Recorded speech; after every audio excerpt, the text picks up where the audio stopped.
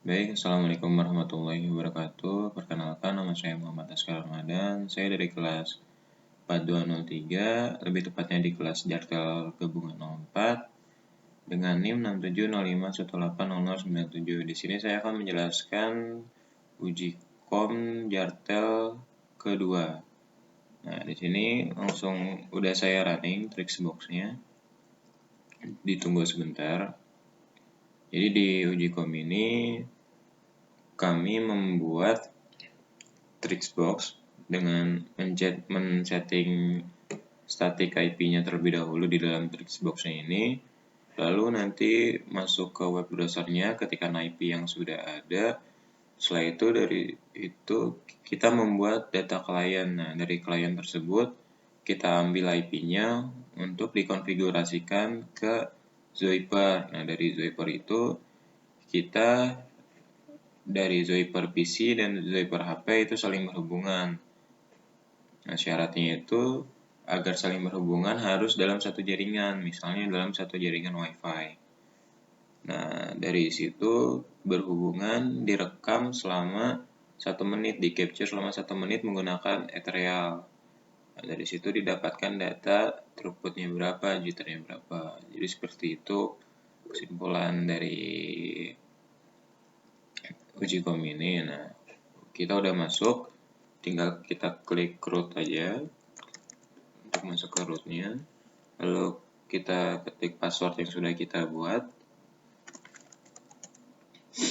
Nah, setelah itu kita masuk ke sistem konfigurasi networknya.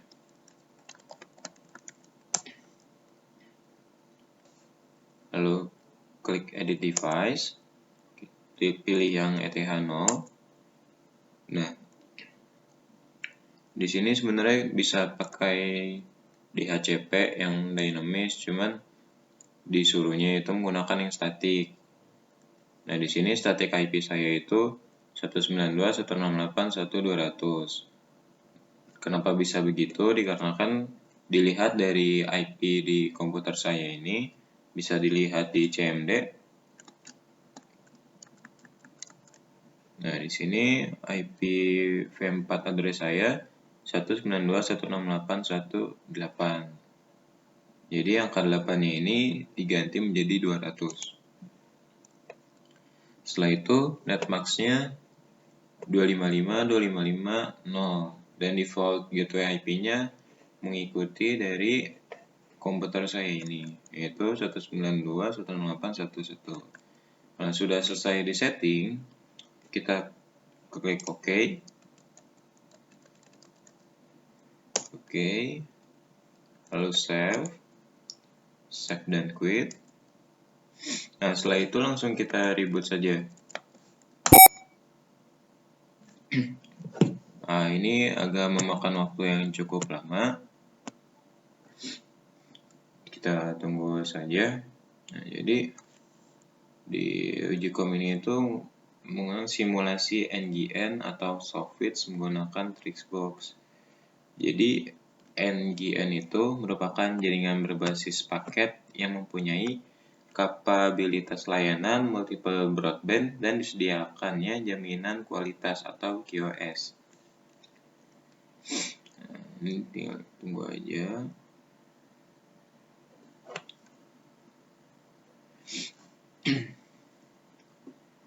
Jadi arsitektur Softwitch itu ada berbagai macam. Yang pertamanya itu ada media gateway, lalu ada signaling gateway. Nah, jadi di dalam media gateway itu sendiri ada ada trunk gateway, ada access gateway. Lalu setelah itu ada media server, ada application server, ada operating support system atau OSS, lalu ada feature server. Nah, jadi Trixbox itu sendiri yang aplikasi yang saya pakai di firmware ini merupakan sebuah VoIP server yang dibuat menjadi satu dengan sistem operasi yaitu Linux CentOS. Nah, si Trixbox ini bersifat open source yang artinya setiap orang dapat mengetahui source code programnya dan memperolehnya secara gratis. Jadi gampang kita untuk memperoleh program-program secara gratis di luar sana karena Trixbox ini bersifat open source. Seperti itu. Tinggal kita tunggu saja.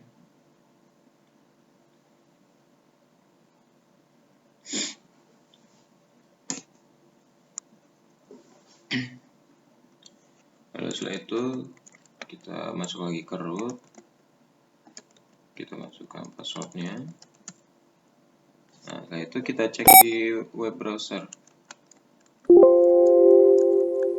Tadi IP yang sudah saya buat 192.168.1.200. Nah, ini kalau misalnya sudah masuk ke Trixbox ini, ke halaman web browsernya, berarti sudah berhasil.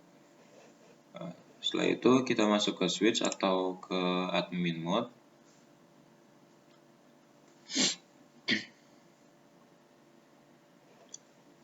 Nah, karena ada iklan, sebentar. Oke. Nah, itu kita langsung masuk ke PBX setting. Kita akan membuat kliennya. Langsung ke extension saja. Nah, setelah ini kita menggunakan device yang generic SIP device, menggunakan defaultnya. Lalu kita submit. Nah, user extensionnya ini menggunakan NIM kita. Sebentar, saya cek dulu. Nah, user extension ini menggunakan 4 digit belakang NIM kita. Contohnya kan saya kan dengan NIM belakangnya itu 0097. Nah, ini kita pakai 0097. Nah, display name itu saya pakai SK1 saja. Nah, SIP aliasnya juga sama saja. Nah, setelah itu kita kasih secretnya. Secretnya bebas. Saya memakai 123 saja. Nah, setelah sudah disubmit.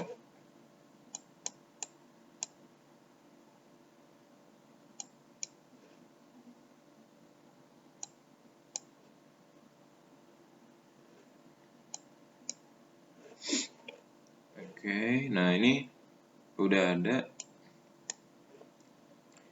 extensionnya. Setelah itu saya buat extension satu lagi untuk di HP. Nah, submit lagi. Lalu user extensionnya tadi karena pakai 0097 ini kebalikannya, jadi 0967. Setelah name ASK2, saya pilih dia sesuai ASK2. Secretnya pakai 123 juga. Kalau sudah disubmit. Kalau misalnya sudah, kita tinggal apply saja, apply di configuration change ini.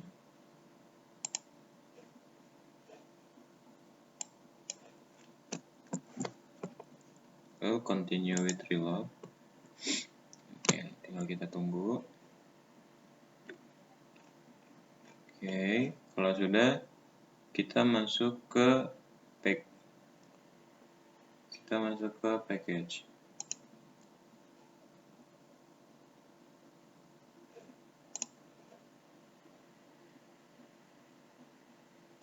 masuk ke PBX system. Oke.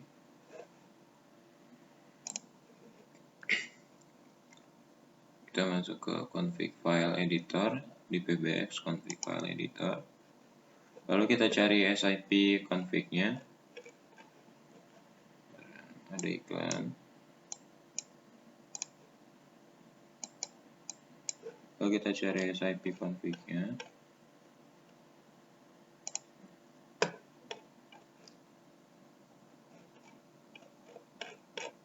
Nah, ini. Nah, di bagian bawahnya ini kita tambahkan komen ini. video support sama dengan yes, video support sama dengan yes, lalu allow H263,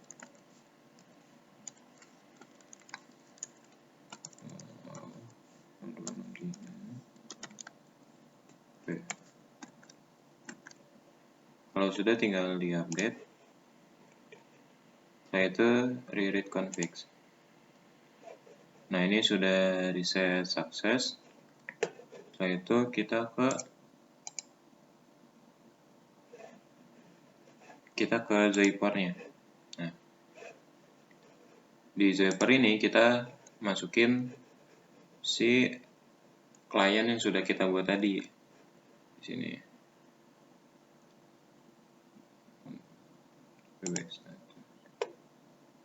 Oke. Nah, tadi kan kita menggunakan 0097, lalu sortnya itu kita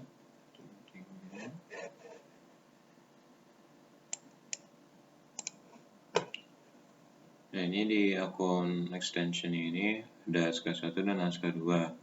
Nah, di satunya ini ada 0097 untuk PC dan 0967 untuk di HP.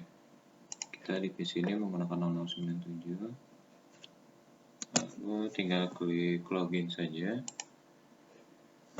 Nah, tadi IP yang sudah kita buat adalah 192.168.1.200. Nah, kalau sudah muncul seperti ini, tinggal di skip aja. Tunggu. Nah, sudah ada SIP UDP-nya sudah ke detect. Lalu di next. Nah, kalau sudah, kita setting IP di HP.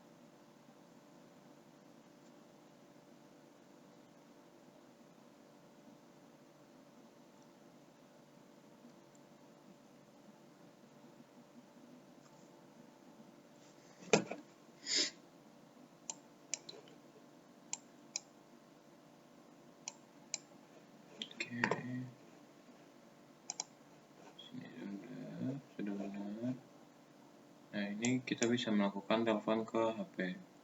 Dan di sini saya akan melakukan panggilan dari HP ke laptop.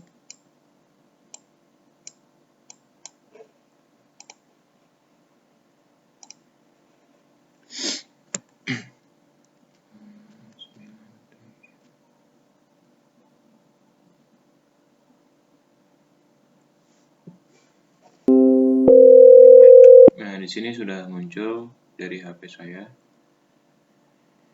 Kita save saja.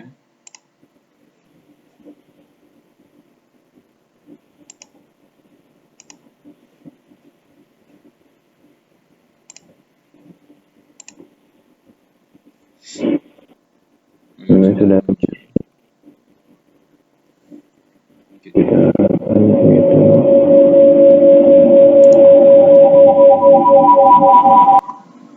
Oke. Nah, itu terdengar noise karena jarak laptop dan HP-nya berdekatan. Lalu kalau misalnya sudah gini, kita akan merecord dari HP ke laptop selama 1 menit menggunakan Ethereal. Dan di sini saya akan melakukan panggilan balik ke HP saya.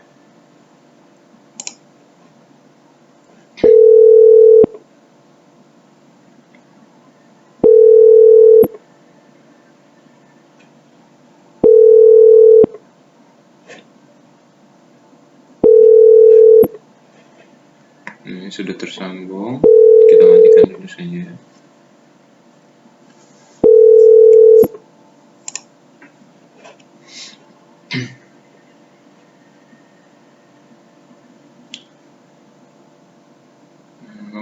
Nah, ini sebenarnya di antara kedua laptop dan HP ini, dia bisa melakukan video call.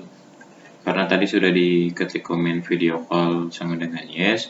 Tapi dikarenakan Zyper yang digunakan pada saat ini itu gratis alias free, dia nggak bisa digunakan karena kalau misalnya kita pengen pakai video call, kita harus menggunakan Zyper yang Pro. Nah, ini kita telepon aja lagi. Nah, ini datang telepon dari HP saya. Yang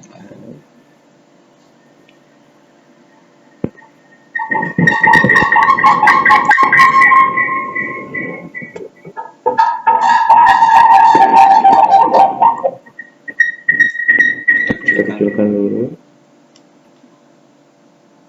Oke.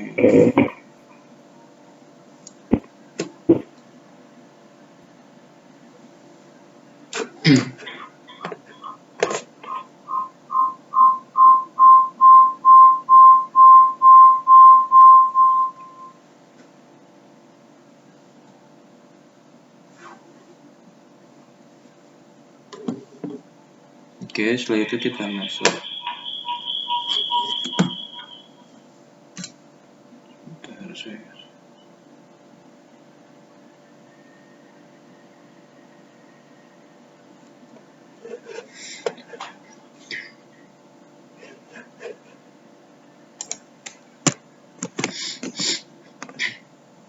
Nah, setelah tersambung gini, kita minimize saja.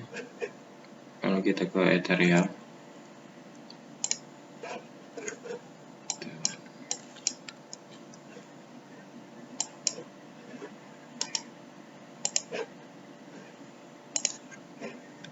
Kita close dulu.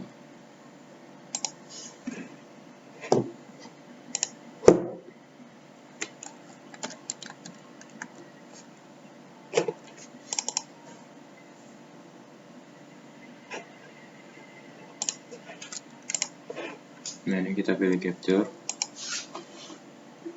lalu interface. Nah, kita pilih program yang sedang berjalan, lalu kita klik prepare. Nah, untuk waktunya itu kita menggunakan 1 menit. Lalu kalau sudah start,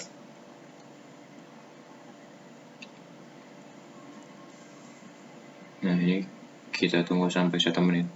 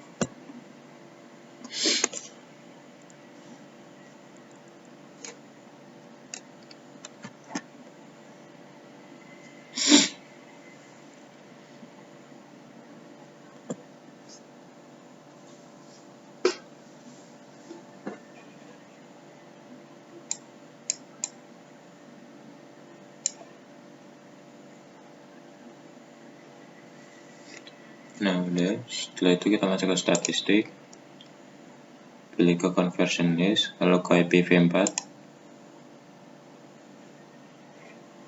Nah, kita pilih paket yang paling banyak, lalu kita apply as filter, select.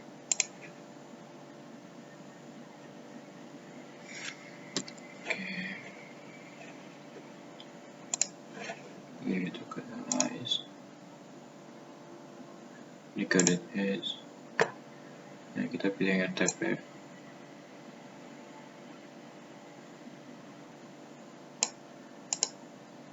Lalu apply, lalu oke.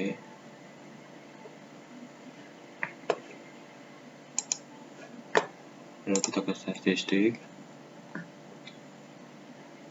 pilih RTP, show all string.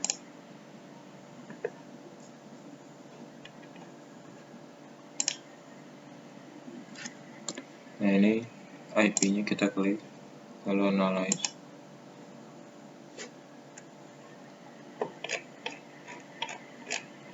Lalu kita save as CSV.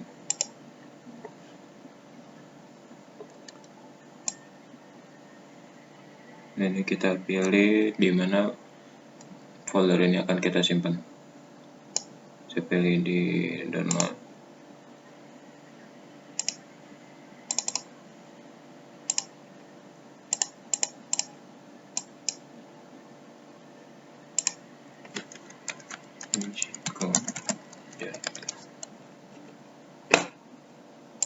Oke. Setelah itu kita ke filenya.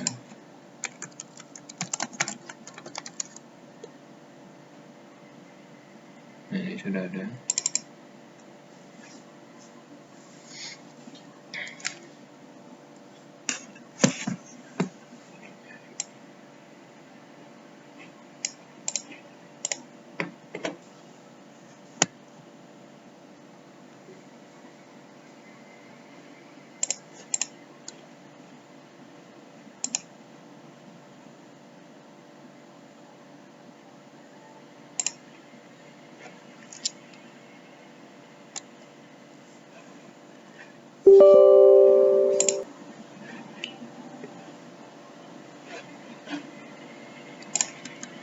Oke, saya salah.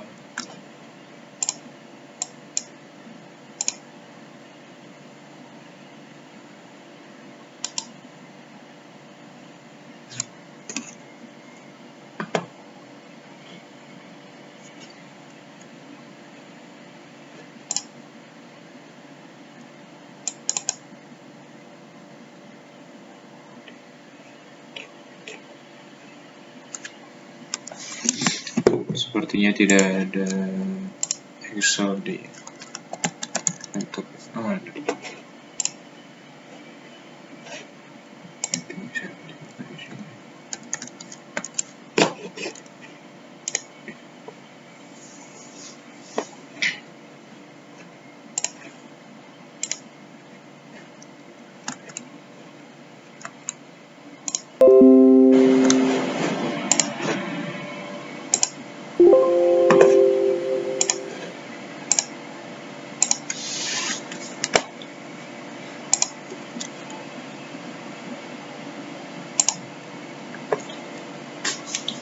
kita open file yang sudah kita pindahkan tadi.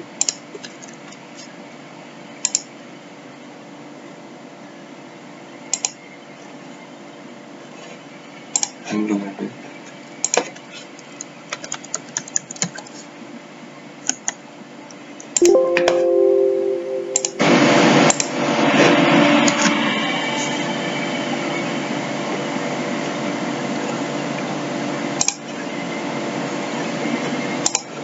Coba kita ulang.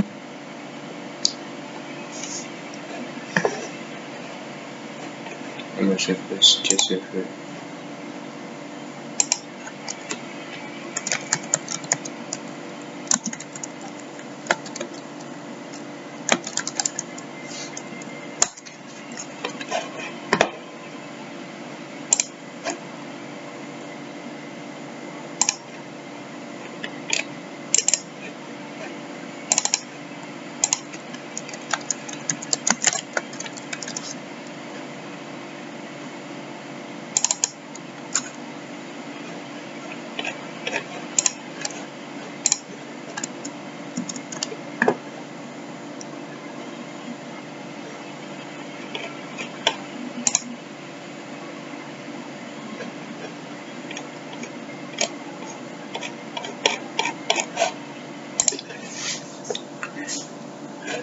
Nah, ini sudah ada data yang tadi di recap selama 1 menit. Ini hasilnya. Nah, di sini ada paketnya, lalu ada sequence, ada delta, ada jitter, lalu ada IP bandwidth-nya, marker, status, dan durasinya. Nah, ini tuh ada jitter atau variasi delay antara laptop dan HP-nya. Lalu ada bandwidth-nya. Lalu ada deltanya juga. Jadi kesimpulannya itu pada uji kom ini kita men-setting IP pada Trixbox. Nah, jadi setelah di setting itu, di setting di Trixbox ini, lalu kita ke web browser. Nah, setelah ke web browser ini, kita setting atau kita membuat klien, itu ada ASCII 1 dan ASCII 2 ini. Lalu setelah itu dari klien ini kita buat ke Zyper, kita integrasikan ke Zyper ini. Nah, setelah itu dari Zyper ini, dari HP ke laptop itu kita recap atau kita capture menggunakan Ethereal. Jadi cukup sekian kesimpulan dari saya, kurang lebihnya mohon maaf. Assalamualaikum warahmatullahi wabarakatuh.